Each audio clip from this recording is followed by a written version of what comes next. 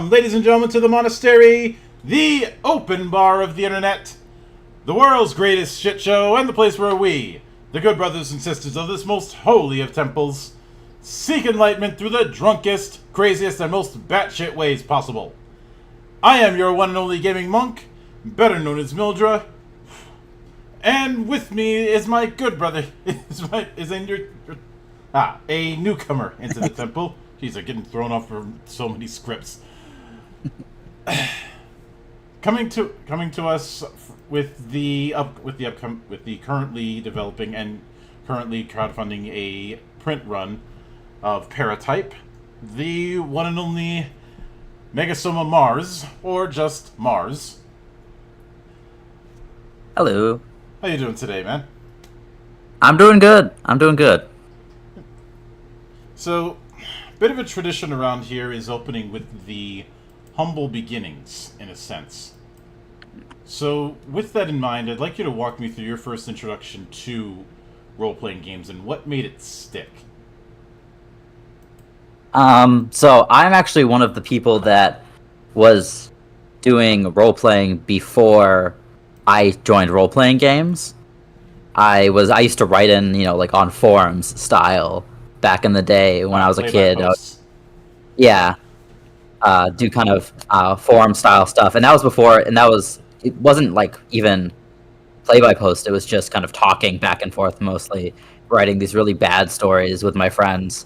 We used to pass a notebook kind of back and forth with just like we'd each write a line. It wasn't good, but it was something. And then I learned, about D&D and stuff and GTRPGs. So once I started doing that, I was kind of just hit that fix for me of playing characters and telling stories, and I think I started in about high school and have not stopped since. Mm-hmm. And given the fact that you mentioned a bunch of different inspirations for certain mechanics, I'm curious if you were the type who would jump between a bunch of different systems with time. Oh, I do, and I am currently. I'm usually in about 3 to 4 games. I jump between systems. I like to test out new things. I like to kind of play it by ear for what systems I want to run and versus what I want to play. Usually kind of whatever my friends are feeling like either running or playing, but I'm always kind of in the indie sphere of either new games or lesser known games, stuff like that. Mm-hmm. Currently, I believe I'm playing Triangle Agency, City of Mist, and my own game, and Ultraviolet Grasslands. Those are the 3 currently.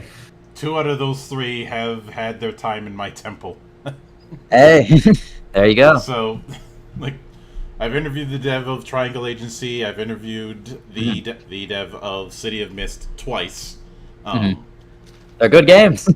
Once for City of Mist, and the other for Tokyo Otherscape. Mm-hmm. I wanted to do a 3-peat for Legend of the Mist, but it was a ships passing in the night situation. I'll get on it one of these days, I'm sure.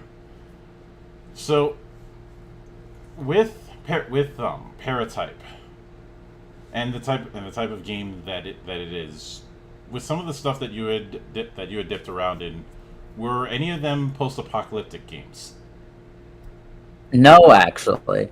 And that's kind of one of the things that led me to it. I've always been a fan of the genre, but one of the bigger points that sticks out to me about a lot of post-apocalyptic games is they tend to be very nihilistic or very like every man for himself kind of thing.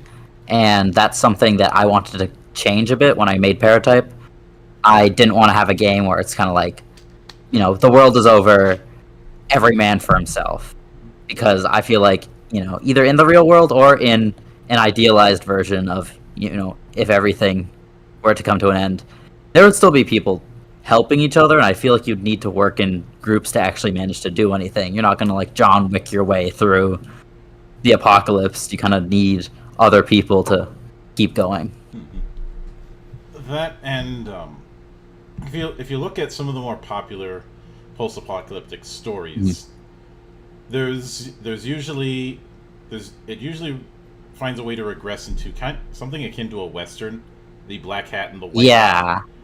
I mean, Exactly. You look at say, even though it's not a 1-to-1, look at Mad Max. He is very much morphed into this mythological figure of a white hat cowboy. It's not a 1-to-1, obviously, but the intent is still there. And Yeah. it's like it's the old habits thing. No matter how if you're left-handed, no matter how many times you practice, you'll eventually default to trying to catch a ball with your left hand. And I can definitely get that. I can definitely get that particular nihilistic vibe. I do have to wonder if some of that is due to so many post-apocalypses coming out of the 1980s, where. Oh, I feel like for sure there's. I've said the same thing about Cyberpunk in the past, and I've gotten myself in some spot of bother about it. Because I had said, is it possible to do Cyberpunk that isn't a dystopia? And a bunch of people are like, if you do that, you have a utopia. You don't have any conflict. And I'm like, I never said that. I just said not a dystopia. And I feel like a lot of people feel like post-apocalyptic has to lead to dystopia, and it has to like.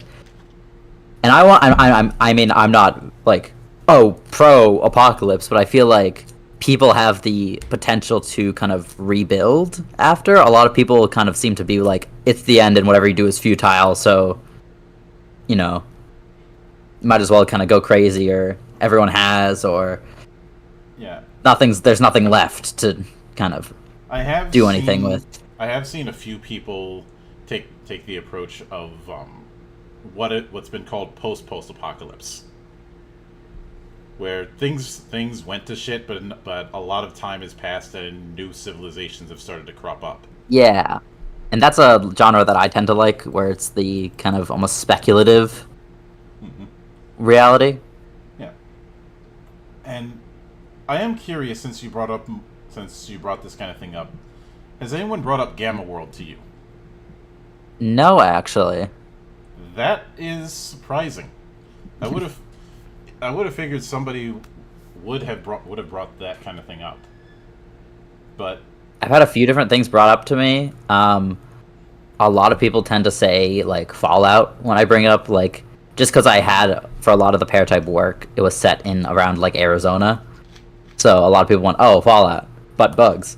And not 100% wrong, but not fully the vibe that I'm going for. I never really got the Fallout vibe, since a lot of the Fallout vibe is still very much rooted in this post-apocalyptic mutation of 1950s kitsch.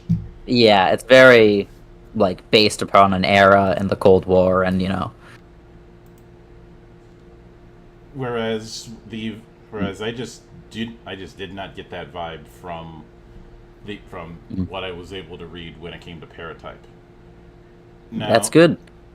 There was a couple of games that you did cite as inspiration that I wanted to touch on, as far as what inspired you on those fronts. The biggest one, of course, is Mouse Ritter.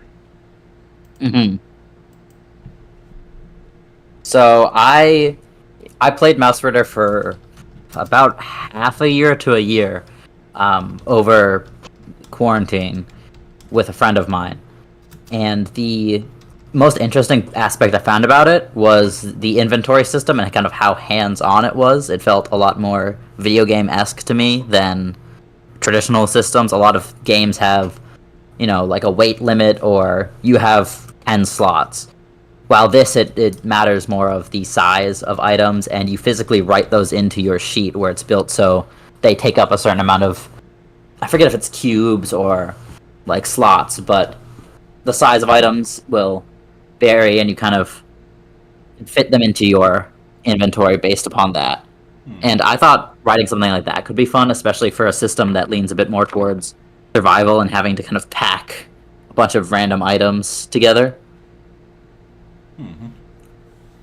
I can certainly get that. Now, with that in mind, something that I did find kind of interesting is that when it comes to that, while you have an XP system, it is Hmm. it's a semi level affair where you get certain advancements at certain thresholds, but it's not like you're spending experience on advancing. Yes, you're not. So you can spend at EXP on your mutations, your skills, and all that. But when you get to a certain amount of maximum EXP, including what you've spent, you basically gain like a level.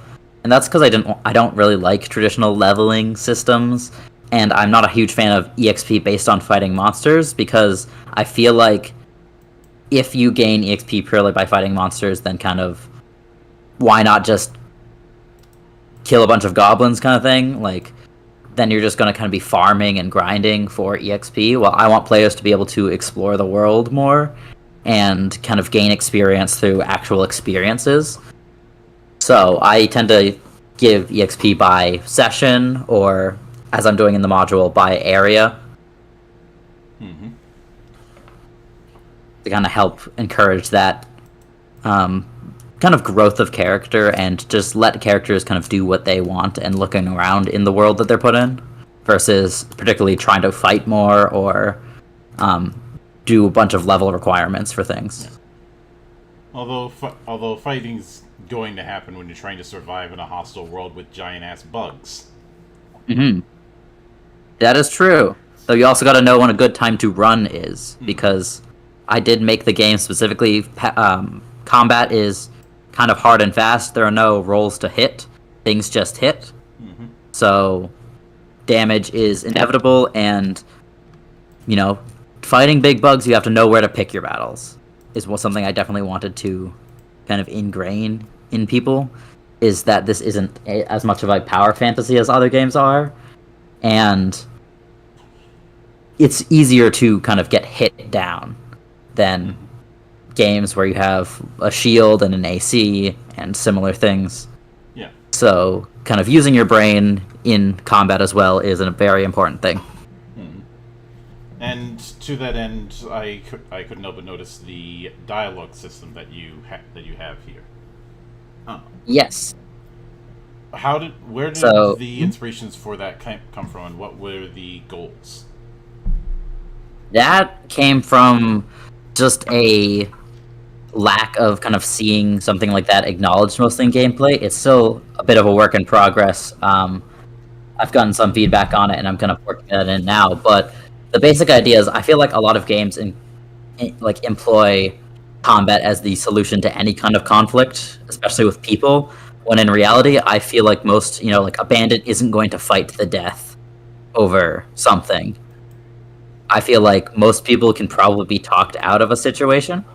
And I feel like kind of having a system to gamify de-escalation or confrontations without just fighting is something that I feel like more games should have, either in just like a single role or a more gamified system, purely because I've played with a lot of folks that kind of insert the "oh, well, you're talking to this guy and he just wants to kill you" method of gameplay, which can be fun, but I've always been the player that wants to ask questions, kind of like, "oh, well, who are you? Like, what are you doing? How's it going? Why are you doing this?" And I wanted to encourage that kind of thoughtfulness about other kind of people, NPCs in this world as well. Personally, I always prefer, I guess you could call it aggressive negotiations. Mm-hmm. And that can be something as well. Because everybody expects the tall guy to play bad cop, I guess. Mm-hmm. But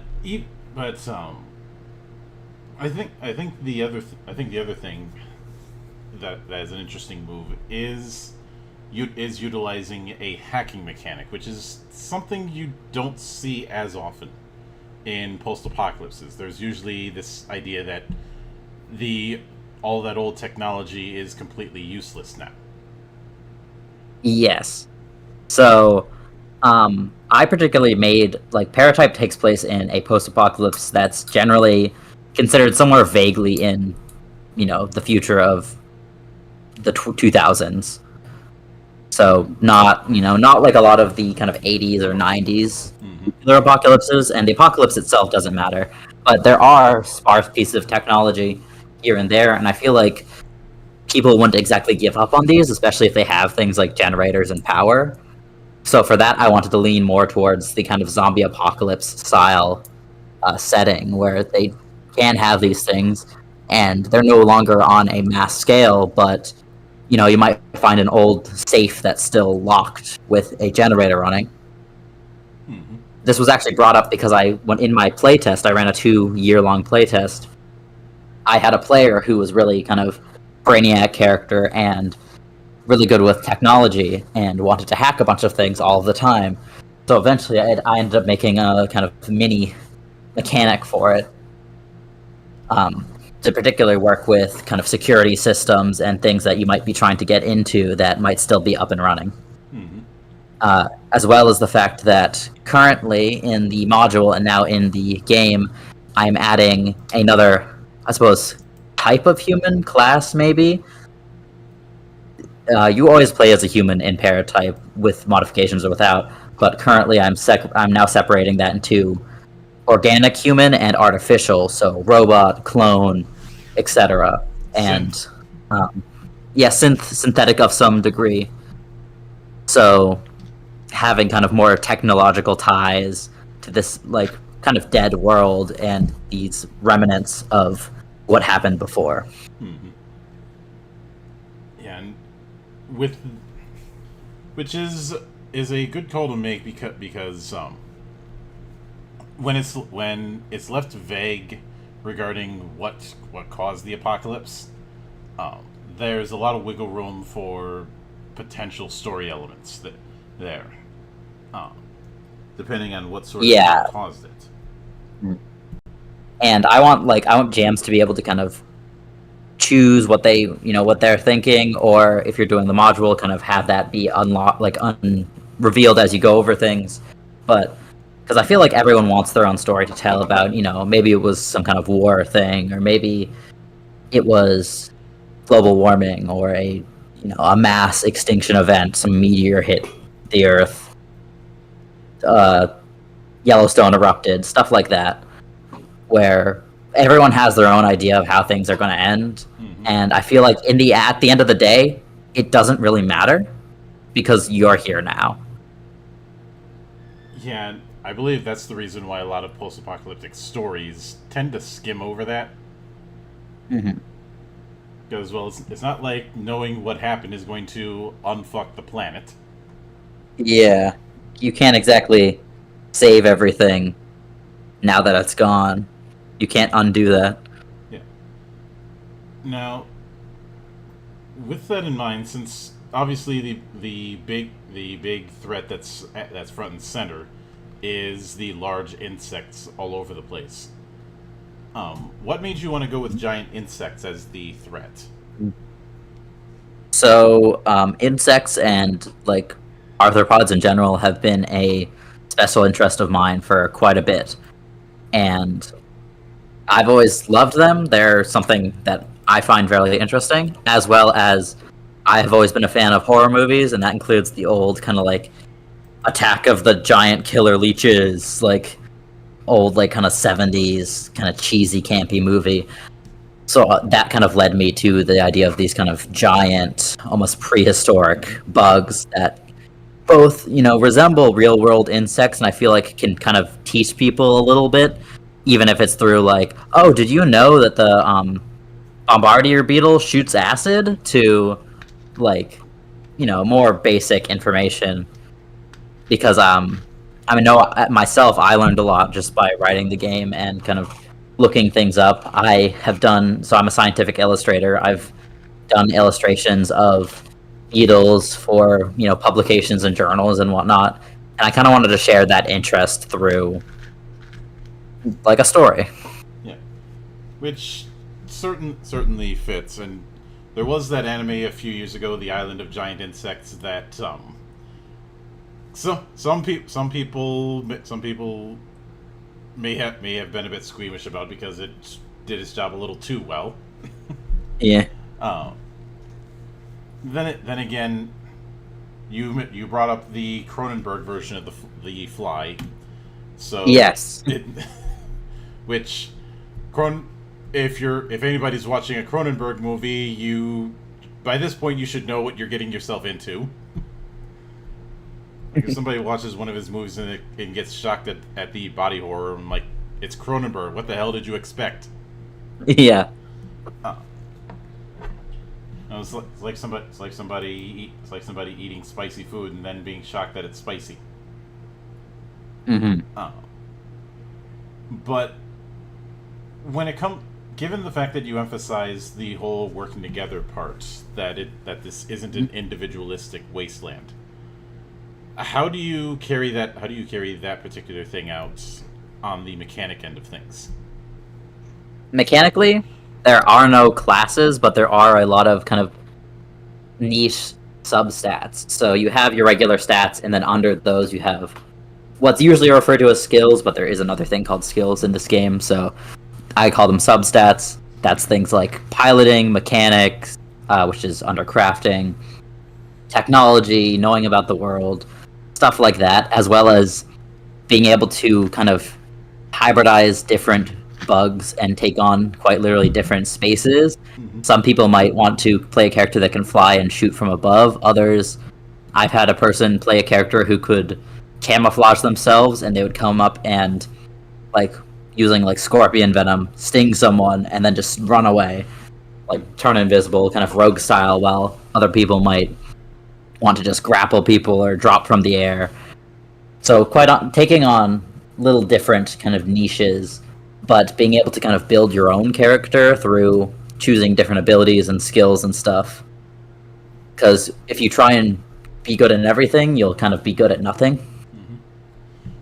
Which, given the fact that the creation and development is somewhat freeform, Mm-hmm. would it be fair to say that the XP threshold thing is a way to minimize the analysis paralysis problem that can happen when you have freeform character creation and advancement?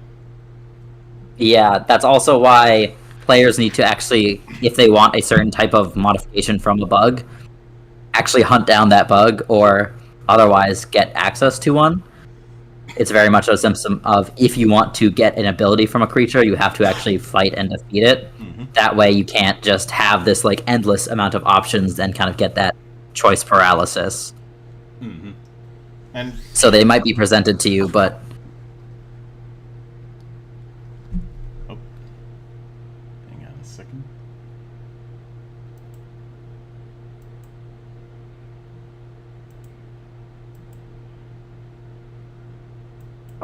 that you can have. Mm-hmm. And it's great, and I like the kind of stacking system, but it can be overwhelming, for sure. Mm-hmm. Yep. But and I've always said that the analysis paralysis thing, there's no way to avoid it. It's going to happen in one form or another, no matter what you do. But at the very least, you can lessen the problem. Yeah. You know,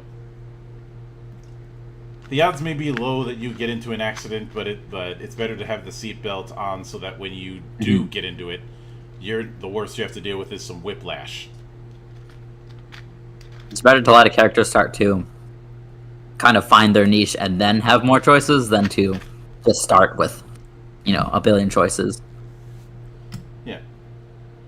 And given that when it comes to the whole getting modifications from bugs, which is, I'd say, one of the big pillars of the game's design, is this going to be a case like, say, cybernetics, where having too many could turn your PC into an NPC, or is that not a factor here?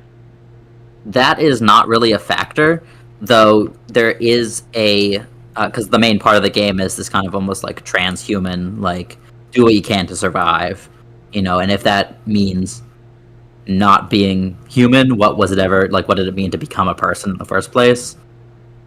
But there is also a system that, and this applies to those with modification, hybrids, or those without, that if you gain enough stress and you reach that kind of threshold, you do kind of your body and mind warp into something else that you can no longer play, and it is a character death in its own way. Mm-hmm.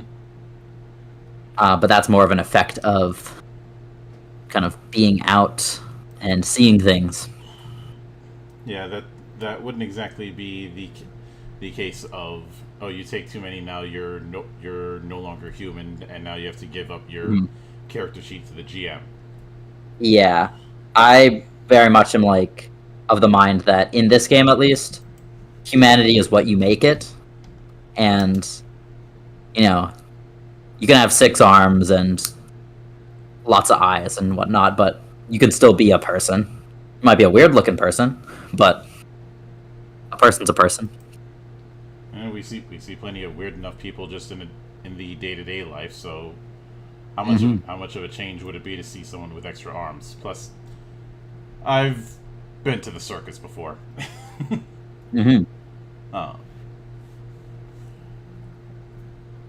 But with that in mind, when it comes to the sub abilities, is it going to be a case where even if you don't have an ability, even if you don't have that sub ability or points in it, you can still contribute? So substats, yes. You can roll the main stat. Substats just add onto it. Mm-hmm. The thing that is if you want a specifically unique ability, that is a skill, which acts more like a feat in this game. So that's if you want to have, let's say, exploding dice when you use a sniper, or something similar. Given the fact that we invoked Fallout earlier, I suppose perk would be the more appropriate. Yeah. Especially since from what I've seen, not a lot of the skills on the list require other skills. Yes. Which most are kind of just their own little extras, and that can be either to make up for not having modifications, or it can just be for players to kind of help fill out their character. I'm perfectly fine with that because, well, there was one feat back in the days of 3.0 and D&D 3.0 and Pathfinder that's been my whipping boy for this kind of problem, and that is Whirlwind Attack. If you recall the amount of stuff you had to get just to get that thing, you'll be able to see why that's my whipping boy. Yeah, I don't think I've ever managed to actually do that in all the games that I've played. Because with Whirlwind Attack, you needed a bunch of stuff to the point where in order to actually use it, you basically had to set up how you're going to make your advancement choices well in advance. Mm-hmm. Which the problem is in that kind of situation is that you have a bit of a false choice issue. Where, congratulations, you've leveled up. Pick a feat that you'd want. Except you already know which one you're gonna pick. You knew it sessions in advance. So is it really a choice at that point?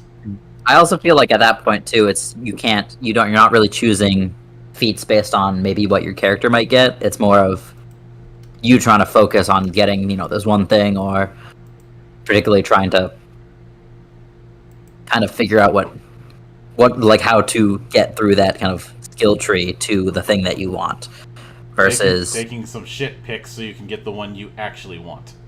Exactly, yeah. Instead of maybe choosing what might make sense, story-wise or character-wise, or other helpful things, and you end up with a bunch of abilities you just don't use. Mm-hmm. And with that in mind, I believe you had also stated that when it came to range bands, you drew some inspiration from Genesis. Yes.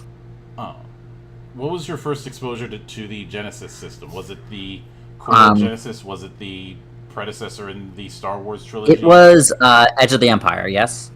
And then the person who actually kind of like helped me like kind of realize that I could make games, he is a bit insane and reworked Shadowrun to fit the Genesis system. So it was Edge of the Empire, and then I've played I played Shadowrun, yes, on entirely on the Genesis system. It wouldn't be the first or last time that I'd seen the Genesis. Well, not the Genesis. Genesis. Sorry, the Genesis is a whole other game, although an interesting setting. Adapted. I've seen other RPGs adapted into Genesis. I think one of the earliest cases I saw with that was somebody adapting Vampire the Masquerade into it. Yeah, it's an interesting system that I feel like you can definitely... It's one of the ones that, like Fate, where you can kind of adapt it. It just depends on how much time you're willing to spend making, like, the skill trees and all that. Although, since you mentioned Fate, it's always really embarrassing when I see someone rail about how much they hate the symbol-based dice of Genesis, and then I see that they're running, like, the Dresden Files or something. I'm like, yeah. Fate Fudge dice are specialized dice. What the hell are you talking about? I love specialized dice. The only reason I haven't written a game with it is because that means I'd probably have to make some. And that's just a whole thing. But they are very fun. Yeah. One of these days I'll probably make a game that uses playing cards. Just because everybody keeps telling me that you need dice to have an RPG, and I'm like, well, fuck you, don't. Oh, no, you don't. No, you don't. There's definitely, like, it's just any kind of symbol of choice, really. So, and I feel like a 1 in 52 chance is more than, your generic D20 or D6 system. Mm-hmm. Plus, like, you could honestly have cards somewhere. Exactly, it's one of those things that is readily available.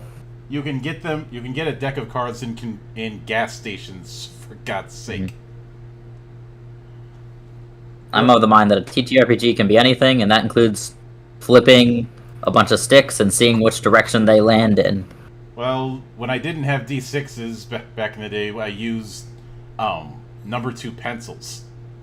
We just wrote numbers on each side and just rolled them like sticks. Yeah. I know that there's that One More Quest game that has it where you have to roll and kind of you have to treat your die rolls kind of like those sack throws that you're trying to get into the center area. Yeah. And I've seen weirder ways to determine results. And before we went live, we had mentioned the Dread game that uses the Jenga tower because somebody wanted to torture people even more than Jenga already does. Make the fear of Jenga into the fear of everything.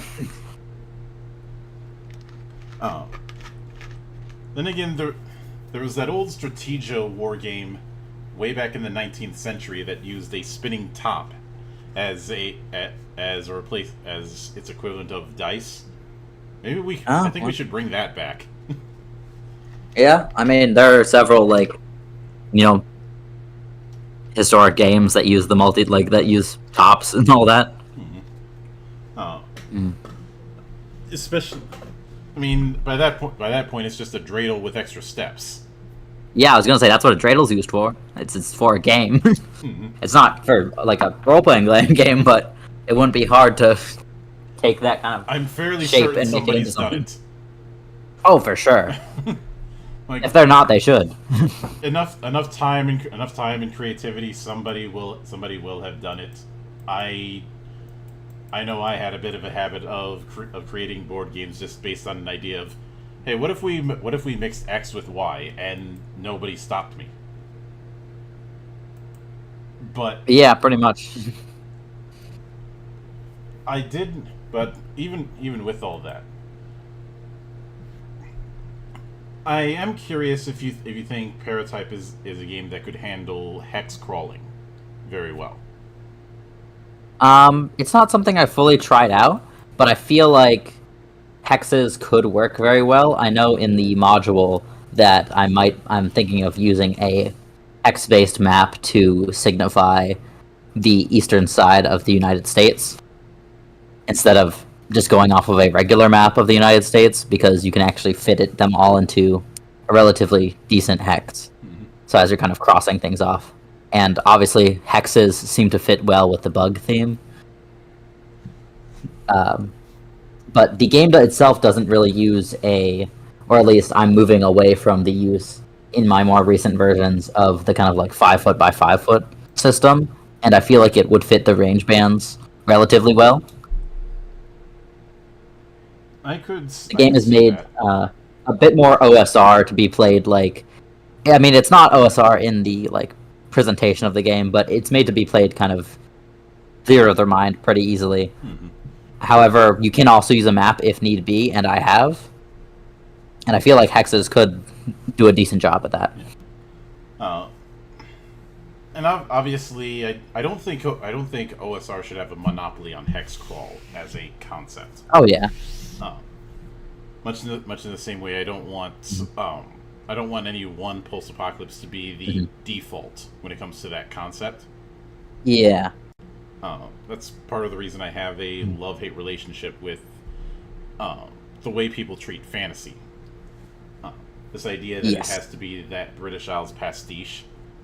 The kind of high fantasy, always. The Tolkien melting pot, as we call it here in the town. Yeah. Nothing against that. I just don't like the idea that that's what has to be done, unless there's a very, very clear reason, and because that's the standard is not a clear enough reason. Mm-hmm.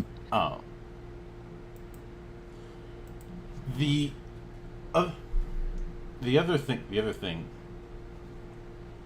is when it comes to, because I know when it comes to that whole analysis paralysis thing, getting back into that, there's also the thing with the skills and the setbacks. And yes, something I'm curious about is in earlier drafts, were there issues of people min-maxing because of the positive and negative costs respectively? I've actually not had that. I've had it be that people have taken on too many setbacks because they wanted their character to have more flaws, and that biting them later. I had a person who originally, I believe, trauma, like based on noise, wasn't a skill, and they wanted their character. They're like, I am making kind of this ex-mafia character. I want them to have problems with hearing gunshots. And I was kind of like, are you sure this is a game that will have kind of stuff in it for your character? And they're like, no, I want that. So we added that to the game. Like, stuff like that, I have not seen it. I generally tend to make them outweigh one another, where skills will give you kind of advantages and whatnot.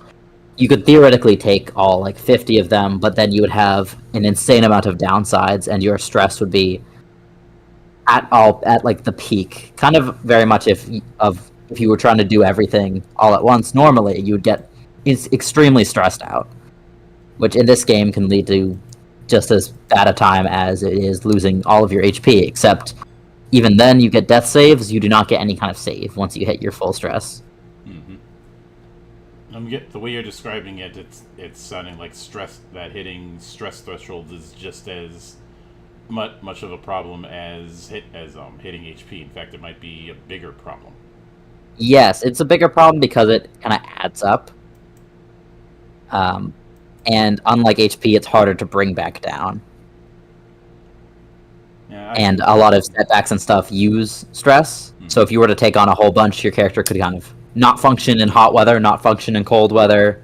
Be afraid of bugs, which is one of them, which is not a great thing to have. I can't remember if I added a bee allergy in this version or not, but I've had that before. Mm-hmm. Yeah, I can certainly get that. Now, with the version that you're working on, I know you're working on a update compared to the version you had sent me. Yeah. What would you be shooting for as far as this total page count? Total page count. I'm looking at. I said on the Kickstarter probably closer to like 150, or I think I said around 100, 120. I'm probably looking more at 150, if not more, just because I'm adding a lot more skills, abilities, and the module, which is like 28 locations, all that are their own encounter. Mm-hmm. So it's probably going to be getting up there, as well as having more artwork from some peers of mine. And I can certainly get that. But I will be definitely looking forward to seeing how that develops. But with that said, I do want to sincerely thank you for taking the time out of your schedule to come all the way to my temple and enjoy the madness that happens here. Yes, And of course, and thank you for having me. anytime, and anytime you wish to return, whether it's to further discuss Paratype or any other project you might be working on, the door is always open. As I often say around here, drinking is not mandatory, but it is encouraged. Alrighty, thank you. And of course, a sincere thanks goes out to everyone who took the time out of their schedule to come onto the show and enjoy the madness. And there will be plenty more where that came from, as there always is here, on the open bar of the internet. But until then, on behalf of the good brothers present and not present, my name is Mildra. I am your gaming monk. Stay fucking frosty, everybody.